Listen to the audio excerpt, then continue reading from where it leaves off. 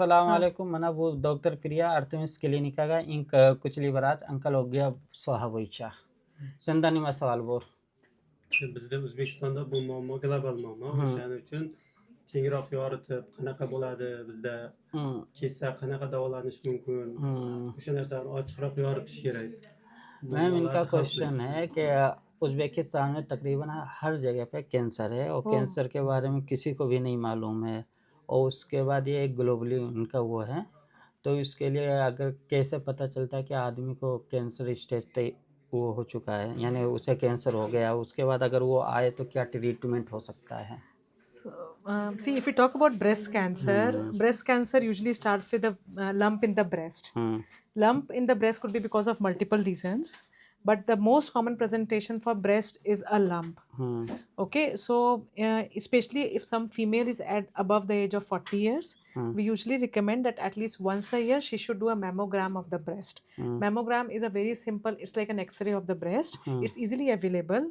And once a year, if we do mammogram, so any female above the age of 40 years should undergo mammogram once a year. We are able to detect cancers in time when we are able to treat it fully. So breast cancer is something which can be easily detected by doing a mammogram once a year.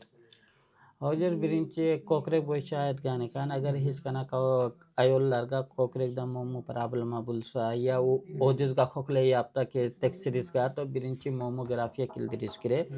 Mammografiya ya'ni rangini kan. Bu ko'krakga qanday rang o'tadi chunki ko'krak atrofida kichkina mayda kistalar bor. O'sha kistalarga birinchi limf nod bo'ladi, u yerda raqlar kirib chiqadi. Bu narsaga tekshirish uchun mammografiya qildirish kerak. Mammografiyadan keyin aniq ma'lum bo'ladi raq bormi yo yo'qmi. Raq bo'lgandan keyin tekshirgandan keyin doktorlar bu narsaga tekshiradi bu raq qayerdan kirgan ekan chunki raq ham 3 xil 4 xil ekan unga analiz tekshiradi tekshirgandan keyin aniq aytadi ya'ni PET scan con analiz biopsiya hammadir bo'lsa bu narsaga qarab diagnoz qo'yadi diagnozga qarab 100% lecheniya boshlanadi u narsaga qarab ayollar 100% tuzalib ketishiga ehtimol bor. endi qaysi etapgacha bo'lsa tuzalib ketadi. Ma'am किस स्टेज तक पेशेंट ठीक हो सकते हैं और किस स्टेज तक पेशेंट ठीक नहीं हो सकते So हैं? usually in cancers you have a stage 1, 2, 3. Till stage 3 patients are fully curable. In the stage 4 in the cancer like breast cancer we have lot of medicines which can prolong the life but not cure.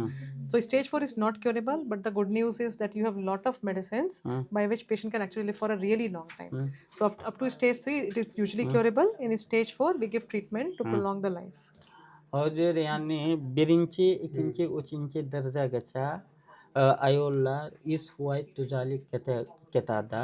Ha, 3ta darajada, 4-chi darajada tuzalik ketmaydi. U narsa uchun bir umrgacha dovre darmon ichish kerak bo'ladi. Kemiyalar qilib bo'ladi. Target terapiya yoki tablet nimadir bo'lsa 4-chi daraja uchun, lekin 4-chi darajaga kontrol bo'ladi. Kontrol bo'ladi, tuzalik ketmaydi. Va birdan 3gacha 100% tuzalib ketadi ehtimol bor. Onkologiya. Bu yerda operatsiya bo'lish ham ehtimol bor. Ximiya bo'lish ham ehtimol bor. Nur bo'lish ham ehtimol bor. endi qaysi darajalar operatsiya bo'ladi-yu, qaysi darajalar dori bilan davolanadi? Ma'am इनका एक क्वेश्चन है कितने स्टेज तक सर्जरी हो सकती है कितने स्टेज तक सर्जरी नहीं हो सकती? Same question. 1, 2, 3 in breast cancer. 1, 2, 3 we can do surgery.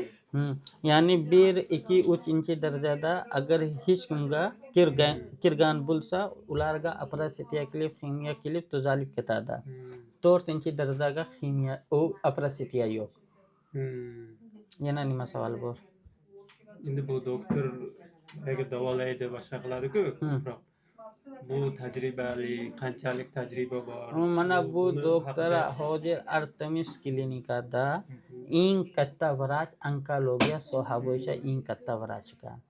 Men shunaqa vrach bir umrgacha ko'rmadim. Men 2016dan bu yerda ishlaydim. Nechta kasal doktorlarga ko'rdim, nechta kasallarga mana bu yerda o'zbeklar hadiya bergan ekan. Ko'ryapsizmi? Qozog'iston, Qo'yamiz, Tojikiston, Turkmeniston, O'zbekistonga borib, hech kimda durdan so'raysiz doktor Priyakim. Ular ojiz aytaveradiki, doktor Priyakim ekan. Eng katta mening hisobli bo'yicha. Ko'rsatkich qanaqa? Masalan, jigar persetkada 95% atrofida. Bu yerda ko'rsatkich qanaqa? Taxminan yoki o'rtacha? Nima jigar perset? O'sha jigar persetkada masalan davolanib ketganlar soni Hindistonda 95% atrofida ko'rsatkich. Ha. Bu Bu sohada- onkologiya agar Artemis klinikaga birorta kasallar kelyapti, onkologiya bo'yicha, to u 99.99% bu doktorga keladi. Boshqa apparatlarga kirmaydi. Bu yerda 4-5 ham onkologiya lecheniya berish uchun, davolash uchun doktorlar bor. Lekin mana bu yerda tashqarida joy borku, u faqat doktor Priya uchun. 1% bekka ketadi. 99% kasallar bu yerda Demak, kelyapti. Hindiston bo'yicha Ya'ni bir kunda taxminan agar 100 ta kasallar onkologiya bo'yicha kelyapti, to 80 dona kasallar mana bu doktorga keladi. shunda bu Hindiston bo'yicha bu doktor Hozir Hindiston bo'yicha alhamdulillah birinchi nomerga yuryapti mening hisobli bo'yicha. Demak, Artemis klinikaga kelsa Unga aytgan narsa, ya'ni lafz bilan u yurmayapti. Agar kimdirga 4 yilga muddat bergan, to 4 yilgacha unga ish tamom bo'ladi. Kimga aytganki bu saqlash bo'ladi, to bu saqlash bo'ladi. Shunaqa juda ko'p kasallar bizlar ko'rdik. Yana nima endi menga tangani bering, men o'zim gapim bor, buni kesib olaman-da bu joylarini. Birinchi boshiga buni qo'yaman-da. Avvalambor assalomu alaykum o'zbekistonliklar. Mana men bundan 5 yil oldin yurak bo'yicha davolanishga kelganman va kelganimda juda qiyin ahvolda keldim.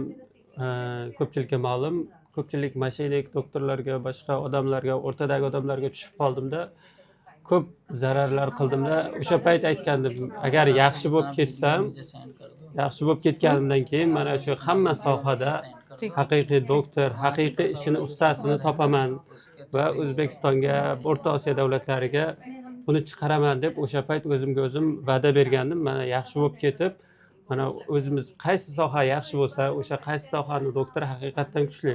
Chunki men birinchi yurak doktoriga kelganimda meni sohamni yaxshi tushunmaydigan doktorga ham uchrab qolganman va ancha vaqt davolanib, to'lovlarni qilib, lekin men qila olmayman degan vaziyat ham bo'lgan. Shuning uchun qaysi soha kimga kerak bo'lsa, ayni shu sohani haqiqiy mutaxassisini qidirib, izlab topib, o'zimizga tavsiya qilyapman.